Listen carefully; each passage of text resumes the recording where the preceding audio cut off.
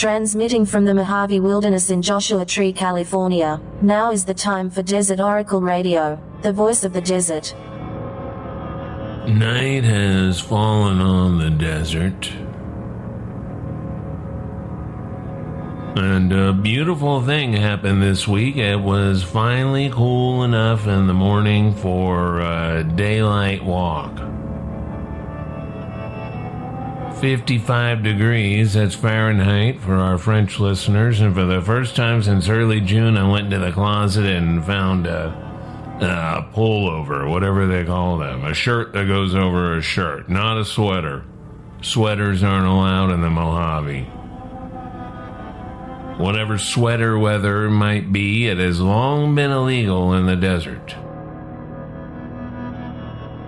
Because sweaters, as anybody can tell you, are the natural habitat of breeding centipedes. If you're listening to the program in the Mojave Desert on this last day of summer in the year of our eternal fury, 2021, congratulations. If you're listening on the first day of autumn, congratulations. As it was somebody in the Bible said, congratulations, you people. What's that from? Anybody know?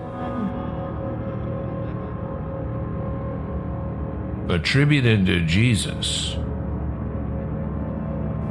Translation I enjoy because it sounds extra sarcastic. Congratulations, you poor. God's domain belongs to you. Congratulations, you hungry. You will have a feast. Congratulations, you who weep now. You will laugh. Sort of like that old Traveling Wilburys song. Congratulations for breaking my heart. Congratulations for tearing it all apart. The Beatitudes, that first part I mean. The staggering account of the Sermon on the Mount, which I don't pretend to understand at all. It was blessed and not congratulations last time I went to church, and I'm pretty sure they've since scrapped it all together, the whole thing. If the poor and the hungry will be satisfied, well, that means a couple of billionaires will have a little bit less. Until they double it all again during the next pandemic or firestorm or earthquake or meteor strike or once-in-a-century solar storm, which just happens to be due right about now, considering that the last major solar storm was in 1921, exactly a century ago. The one who went to space a couple of weeks ago, I don't remember his name. Well, he lost half his fortune to a divorce because, if I recollect, a Saudi prince put some spyware on the guy's phone while they were at the table together plotting evil, one can assume, and then the online retailer guy had his marital affair revealed, and half his fortune went to his ex, who I believe is doing environmental penance now, which is good. There is a lesson to remember somewhere in there about the mighty falling and whatever. Congratulations, you poor. And then there's a possibly more relevant lesson in the fact that by year one of the pandemic, he had more billions than he had before the divorce. The divorce that was ultimately the result of spyware on a phone. And according to the news this week, everybody's got that same kind of spyware on their phone now. which can turn on the camera and the mic and record everything and live transmit to headquarters. Which headquarters might matter and it might not. Either way, ransoms will be paid, as in the days of old, days that closely mirror our own, the days of the Black Death, and the 100 Years' War, and the Avion Papacy.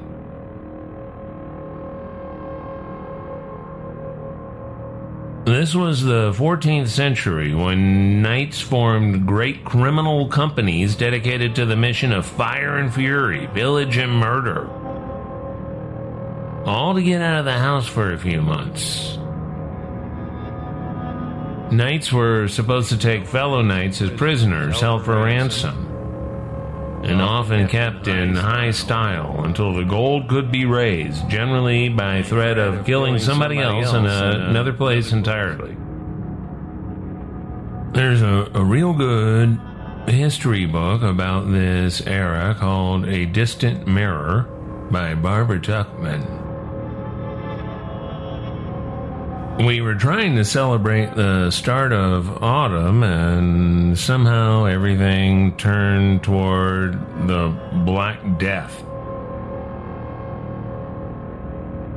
And autumn doesn't quite mean what we like it to mean in the hot, dry deserts of the Southwest. Over in Phoenix or Las Vegas, you still see people putting little booties over the paws of their miserable little dogs. Those brief walks so the dog can relieve itself in the 100-degree sadness.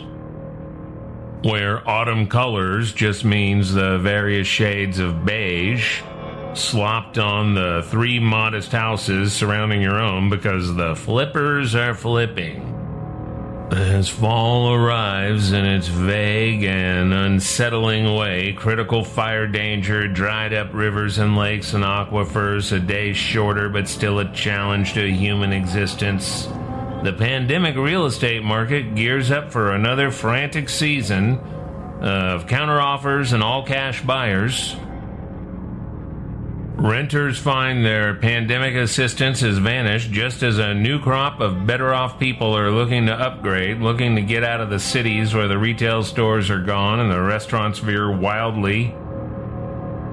Not just from the waves of official pandemic closures and rules, but from the more crucial waves of sentiment from the people themselves. Businesses may have their open now signs fluttering outside, but the grim reality of the Delta and the rebellion and the resistance has emptied out the dining rooms and movie theaters despite those signs. And everybody's righteous and screaming about it all. There is no compromise anywhere when everybody is ready to strangle anyone else for anything at all.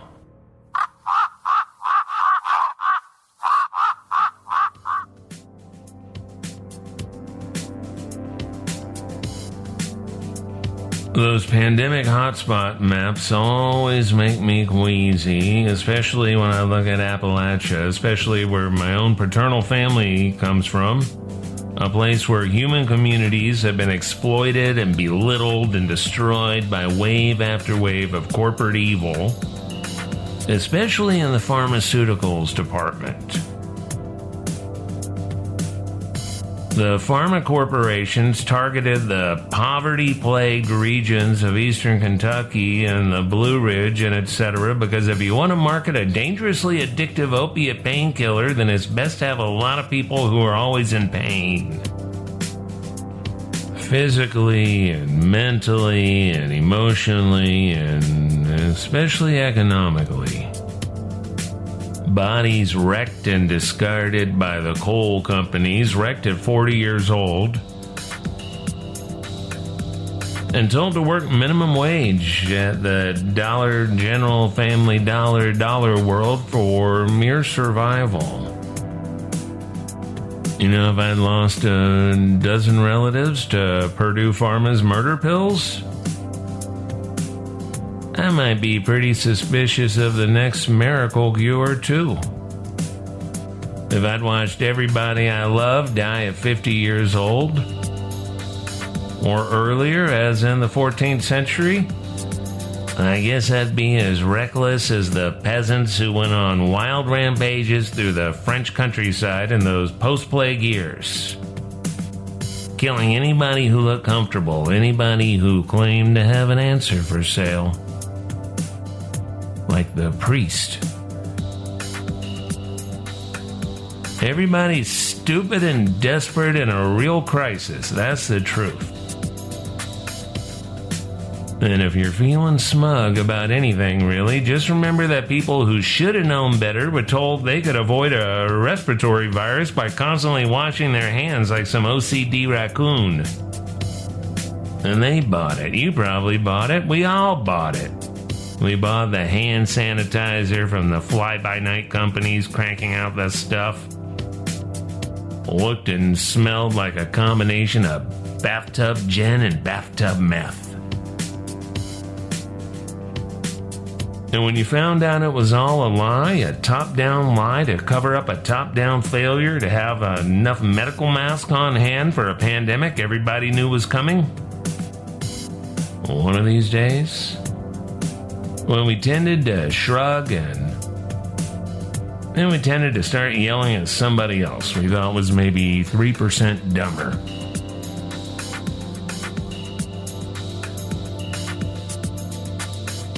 Everybody's at war every day, all of the time.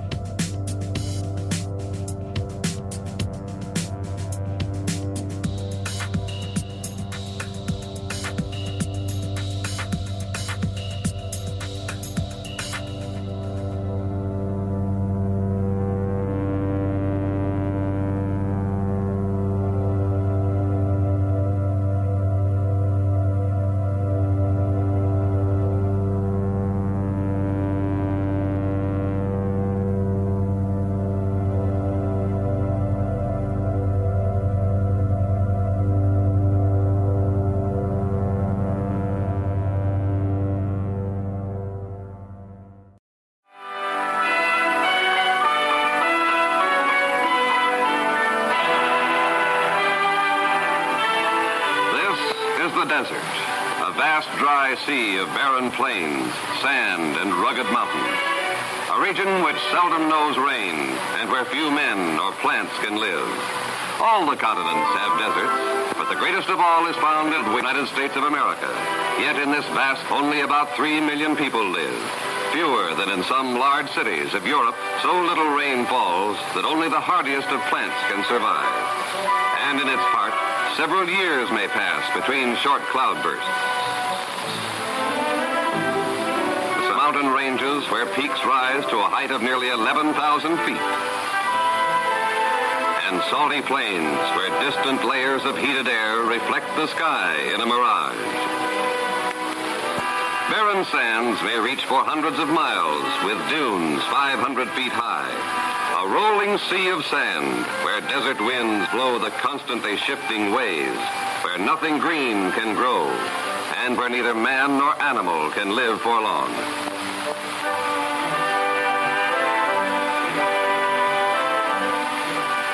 In modern times, man has built railways, but the trains are small, and these trains reach into the desert only a few hundred miles. Beyond the rails are roads, some of which go completely across, but such roads are poor, and in some places, piles of rock are needed to help mark the route.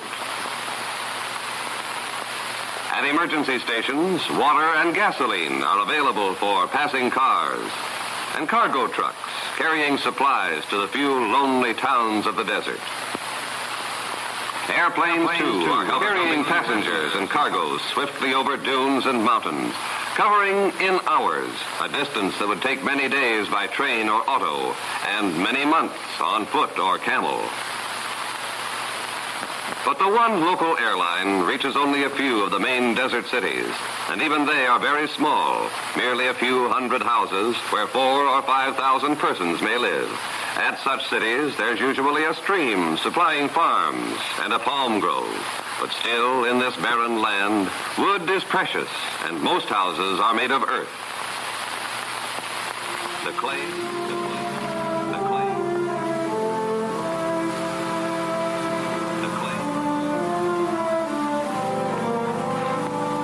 Into thy merciful hands, O infinite power, I commend my son.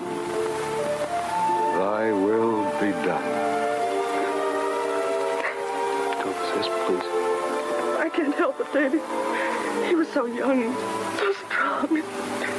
Why did they? My daughter, it's not for us to question. It's about time someone started questioning. Where are you going, David? To get holiness. Nearby, desert farm products are exchanged for goods from other areas. Dates and grains from local farms, sheep and goats from northern mountains, or metalware and clothing from Europe. Such goods are brought by the trains, trucks, and planes. Without them, the desert cities would have a much more primitive life and far less security. But away from these cities are millions of square miles of desert in which live many thousands of persons. To reach such remote areas, man must use the only beast of burden which can live well in the desert, the camel. The camel's wide, flat feet do not sink into desert sand. It can eat hay or straw, but can live equally well on desert grasses, and its nostrils can be closed against blowing sand. Though ugly, ill-tempered, and hard to train, a camel is the most valuable animal in the desert. It can travel 5 or 6 days without water, under conditions which would soon kill a horse or an ox. A camel can cover 50 miles a day with a rider or a load of 500 pounds. Camel caravans are still the only means of carrying food and supplies to distant tribes in the remote wastes of sand and mountains. You need have no fear of enemies here, my son. You're with friends. What is your name? The last man who asked me that tried to kill me. Well, never mind. It doesn't matter. We judge a man here by his deeds, not by his name. Rest easy, and we'll have you on your feet in no time. I don't know how I can repay you.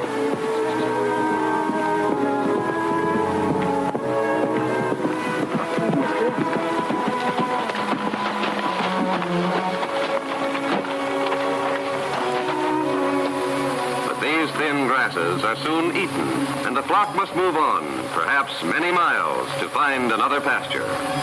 Those who tend such wandering flocks are called nomads, people with no permanent home. A small caravan of camels may carry a family of nomads and all their belongings.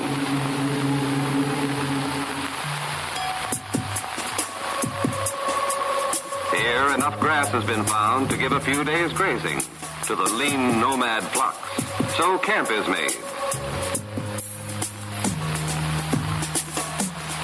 A nomad tent is a strange house, but an extremely practical one for the desert. The dwelling must often be moved, and this tent can be rolled up and carried on the back of a camel. The coarsely woven material helps keep out blowing desert sand, and being low and rounded, the tent offers little resistance to strong desert winds. The family's water bags are hung on a pole tripod. Coffee is ground with a brass mortar and pestle. But aside from this, the nomad's cooking equipment is limited to a few battered pots and pans and wooden bowls for mixing food.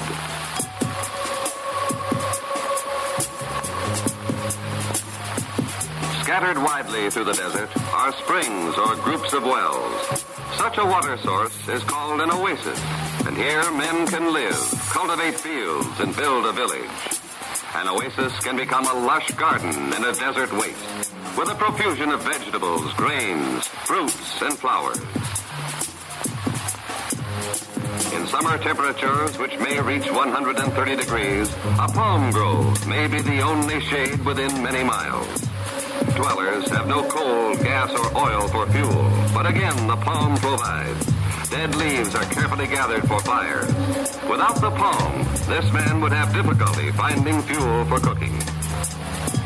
And without a palm's logs for rafters and palm leaves for covering, his mud house would be without a roof.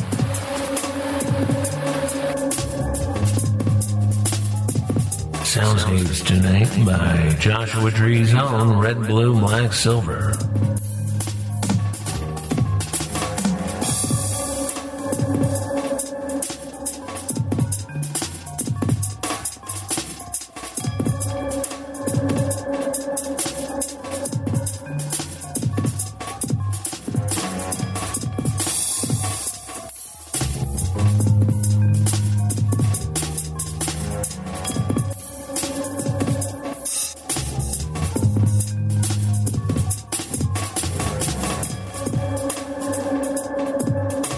You notice all the people in broadcast media are now constantly trying to launch lame catchphrases like the long shuffle or the big fake or the widest receiver because they aren't poets, because they aren't even wordsmiths.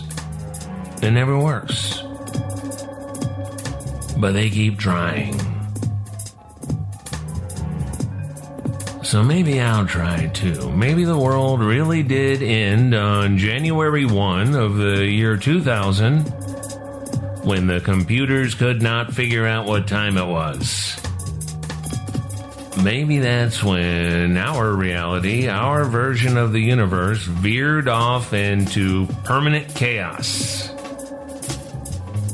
The 2+ decades historians now refer to as the final freakout.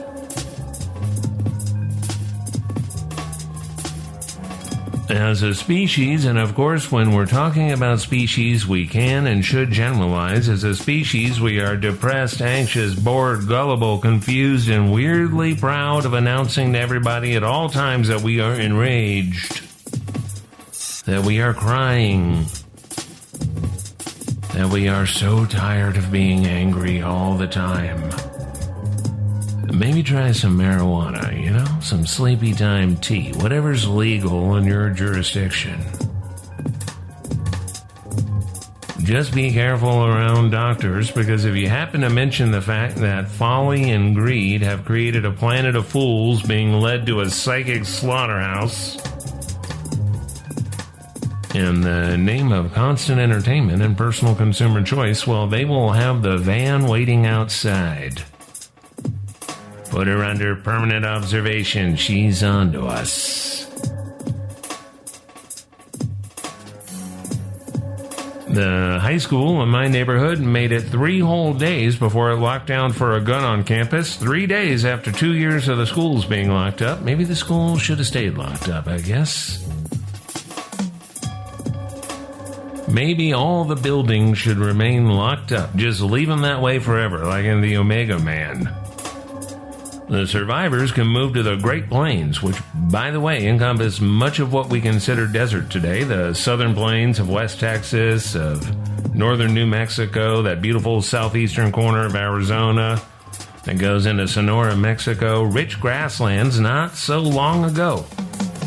Part of our American Serengeti, too. Just needs a little cooperation from us, and nature will do the rest. Take down the fences. Let those miserable drought-ruined farms die with dignity. The pronghorn and the bison and the massive herds of mule deer and the majestic packs of Mexican wolves and the ever-adaptive coyotes will take it from there.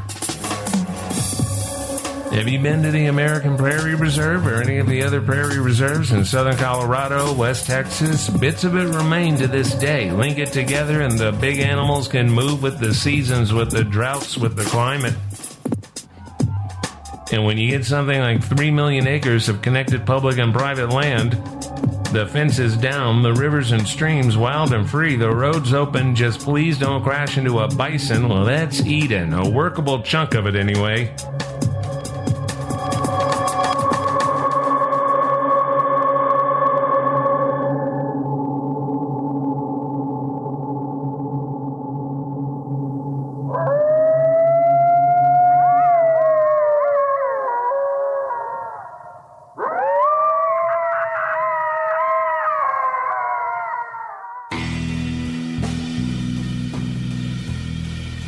From Amboy to Zysix and across the Great Mojave Wilderness, this has been Desert Oracle Radio, broadcasting from our home base in Joshua Tree, California.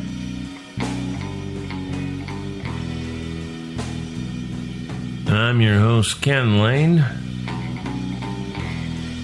Happy autumn to you all. Why not? Why not have a happy autumn? Happier, less awful, less a cog in the wheel of 24-hour anxiety. Why not try that? Carve pumpkins, not people. Desert Oracle Radio is going on the road, and on Friday, September 24, I will be taping a live episode at the Pygmalion Festival in Urbana, Illinois, 8 p.m. at the 25 O'Clock Brewery. And at 10 o'clock, we're moving to the Analog Wine Bar, about a 2-minute walk away, for the Pygmalion Literary Something or Other, where I'll be reading from Desert Oracle Volume 1. At least that's the plan. A lot can change between the post-show drinks at the one venue and whatever happens at the next venue. A lot can change with the audience, I mean. And speaking of breweries, on Sunday, September 26th, I'm going to be in Chicago at Illuminated Brew Works, Lodge Number 1. It's on the north side of Norwood Park. Look it up on your spyware device. Tickets on sale now for both shows. Just go to desertoracle.com and click events. That Pygmalion show is only $15. That's like the price of one fancy beer. And the Chicago show is selling out fast, which is a relief to me, but not to you if you don't have tickets and you want to go. Now, as they push me into the radio booth, there were 21 tickets left for Sunday, September 26th, 7 p.m. at Illuminated Brew Works, Lodge Number 1. You know, Brian from IBW has sent me some of the delicious brews they cook up there under guidance of this goat god thing they've got on the wall to worship. They're good kids, just a little weird. Thank you for listening, and good night from the voice of the desert.